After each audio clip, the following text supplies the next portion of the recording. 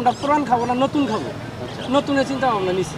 নির্বাচন আসলে তো সবাই একই কথা কয়, এইটা করে দিমু ওইটা করে দিমু, অথচ নির্বাচনে পরে কারো কিছু থাকে না। যারা ভোটের আগে মেলা কিছু দিবার চায় শেষে পাশ হয়ে হেরা তাকে খুঁজে পাওয়া যায় না। উন্নয়ন করবার চা, ওটা করবার চা, ওটা করে রাস্তাঘাট পরিষ্কার করবার চা, কি না তো দেই না। এর আগে অনেক কিছুই বলে, নির্বাচন হয়ে গেলে তাদের এলাকায় দেখা যায় না, খুঁজে পাওয়া যায় না। নিজেদের পক্ষে ভোটার সমর্থন পাওয়ার আশায় কাকডাকা ভোর থেকে গভীর রাত পর্যন্ত সমাবেশ করে ভোটের মাঠ চষে বেড়াচ্ছেন প্রার্থীরা। আগামী ৮ মে প্রথম ধাপের উপজেলা পরিষদ নির্বাচনে টাঙ্গাইলের ধনবাড়ী, মধুপুর ও গোপালপুর ৩টি উপজেলায় নির্বাচন হওয়ার কথা থাকলেও সম্প্রতি গোপালপুর উপজেলার একজন বৈধ ভাইস চেয়ারম্যান পদপ্রার্থী হিটস্ট্রোকে নিহত হওয়ায় গোপালপুর উপজেলা পরিষদ নির্বাচন স্থগিত করেছেন নির্বাচন কমিশন। ফলে মধুপুর ও ধনবাড়ী দুটি উপজেলার নির্বাচন অনুষ্ঠিত হবে। তফসিল ঘোষণার পর থেকেই মধুপুর উপজেলা পরিষদের নির্বাচনকে ঘিরে চরম উত্তেজনা বিরাজ করছে। কখনো কর্মীদের সংঘর্ষ, আবার কখনো ভাঙচুর, আবার কখনো প্রতিপক্ষের বিরুদ্ধে অভিযোগ পাল্টা অভিযোগ। প্রার্থী নিরাপত্তা যেখানে নিশ্চিত করতে পারতেছে না, সেখানে ভোটার নিরাপত্তা কিভাবে দিবে? প্রতিপক্ষ আছে উপজেলার চেয়ারম্যান, উনি 10 বছর দায়িত্ব পালন করেছেন। এই দায়িত্ব পালন করলে উনি মধুপুর কোনো উন্নয়ন এবং জনগণের পাশে সম্পৃক্ত ছিলেন না। আর সাবেক মেয়র যে কথা বলেছে সমস্ত মিথ্যা এবং বানোয়াট। সরকার এবং নির্বাচন কমিশন যে কথাগুলো বলছে সেটা কথার সাথে প্রশাসনের যে ভূমিকা, সেই ভূমিকার সাথে কোনো মিল আছে বলে আমি মনে করছি। উপজেলায় যাকে ছাড় দিয়ে চেয়ারম্যান হওয়ার সুযোগ করে দিয়েছিলাম, আমাদের মন্ত্রী মহোদয় সুযোগ করে দিয়েছেন, উনি তার প্রতিশ্রুতি রক্ষা করেন, উনি ওনারটাই করেছেন। সেই জন্য মানুষের এই ধরনের প্রতিনিধি যারা হন, মানুষের এই অভিযোগ থাকে এবং এলাকার মানুষ ওনাদের চাহিদা পূরণ হয় না। যদি আমি নির্বাচিত হতে পারি, এবং আমি আশাবাদী, শতভাগ আশাবাদী, আমি এই শেষ পর্যায়ে এসে জনগণের যে সাড়া পাচ্ছি, ভোটারদের যে সাড়া পাচ্ছি, আমি জনগণ আমাকে ভোট দেবে, আমি নির্বাচিত হতে হবে। বিগত দিনগুলোতে যারা উপজেলা পরিষদের চেয়ারম্যান হিসেবে দায়িত্ব পালন করেছেন, তাদের মাধ্যমে উপজেলা পরিষদের তেমন কোনো উল্লেখযোগ্য উন্নয়ন কর্মকাণ্ড মানুষের চোখে পড়ে নাই।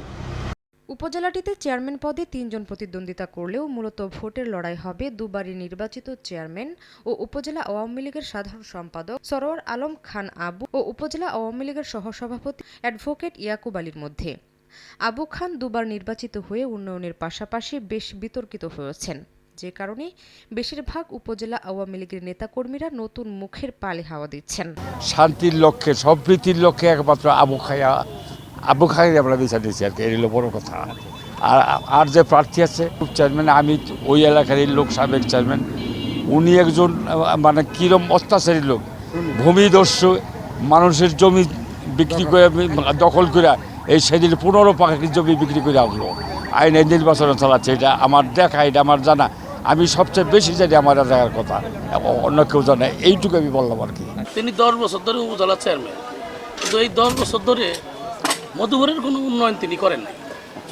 অনেক মসজিদ মাদ্রাসায় লক্ষ লক্ষ টাকা দান করছে, মুখে বলছে, কিন্তু এখন পর্যন্ত কোনো মসজিদ মাদ্রাসায় একটি টাকাও আসলে বাস্তবে দেয় নাই। মধুপুরের মানুষ আসলে সত্যি খুব বিব্রতকর অবস্থায় আছে। আমরা সকলেই মধুপুরের জনগণের পক্ষ থেকে আমরা সকলেই চাচ্ছি যে আগামী যে 8 তারিখ নির্বাচন আছে, সেই নির্বাচনের মধ্য দিয়ে আমরা মধুপুরে যে পূর্বে যে শান্তি ছিল, সেই শান্তি আমরা ফিরে চাচ্ছি। উপজেলা চেয়ারম্যান বর্তমানে যিনি আছেন, তার কাছে মানুষের যে আশা ছিল, তিনি মধুপুরের উপজেলার 4.5 লক্ষ জনতাকে নিরাশ করেছেন। সেই জন্য মধুপুরের মানুষ অ্যাডভোকেট ইয়াকুব আলীর পক্ষে। মধুপুরের মানুষ নির্ভয় এবং শান্তিতে যাতে তাদের ভোটারের অধিকারটা প্রয়োগ করতে পারে, যদি ভোটারের অধিকার প্রয়োগ করে, ইনশাল্লাহ আমাদের প্রার্থী জনতা জনাব সরোয়ার আলম খান আবু সাহেব দোয়াত কলম মার্কায় তিনি বিজয়ী হবে। উপজেলা চেয়ারম্যানের পক্ষে যে মজিচুরা এক নাম আছে, এটা আপনারা পুরা পাহাড় অঞ্চলে জানতে পারবেন যে সে একজন ভূমিদস্যু, এবং কি গজারি যে আমাদের শালবনটা, এই শালবন কেটে সে একবার ধ্বংস করে দিছে। তার কারণে আমরা এবার আমাদের জনগণ ইয়াকুব স্যারকে বেছে নিয়েছে, সে একজন ভদ্র মানুষ, তার জন্য তাকে আনারস মার্কে এবার সবাই ভোট দিবে। এবার উপজেলা চেয়ারম্যানকে চাচ্ছে না। আমরা যে প্রার্থী চাইতেছি সেটা হলো যে আমাদের এলাকার উন্নয়ন করব, মধুপুরের উন্নয়ন হবে, জনগণের সেবা করবে, কারণ জনগণের পাশে যে দাঁড়াবো আমরা তাদেরকেই চাচ্ছি। মনে করেন যে আমরা এমন কোনো লোকরে চাই না যারা সন্ত্রাসী করে, যারা দুর্নীতি করে, যারা মানুষের উপকার করতে পারে না, মানুষের কাজে আসে না, চাঁদাবাজি করে, তাদের তো আমরা চাই না। আমরা আগামীতে এমন একজন প্রার্থীকে ভোট দেব, সে নাকি মধুপুর উপজেলাকে একটা মডেল উপজেলা, একটা সুন্দর সজ্জন একটা পরিবেশে একটা উপজেলা তৈরি করতে পারে। আমরা এমন লোককে ভোট দেব। ফলে আবু খা নির্বাচন সুষ্ঠু হওয়া নিয়ে হতাশায় থাকলেও নতুন মুখ আনারস প্রতীক অনেকটা ফুরফুরে মেজাজে আছেন। ভোট যখন হয় তখন প্রার্থীরা নানান ধরনের প্রতিশ্রুতি দেয়, তারপরে আর তাদের প্রতিশ্রুতি রক্ষা করে না বা খোঁজ খবর নেয় না। আমি মনে করি এখানে আমি ব্যতিক্রম।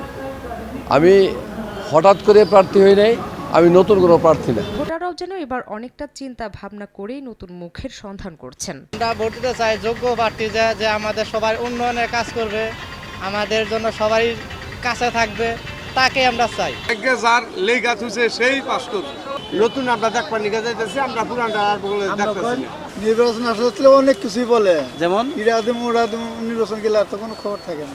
আমরা ভালো যোগ্য প্রার্থী চাই। সে পাওয়ার যোগ্য, তারপর তাকে দেওয়া হয় না। কিন্তু এবার মানুষ জনগণ খেপছে যে তাকে নির্বাচন করে মধুপুর উন্নয়ন বজায় রাখবে।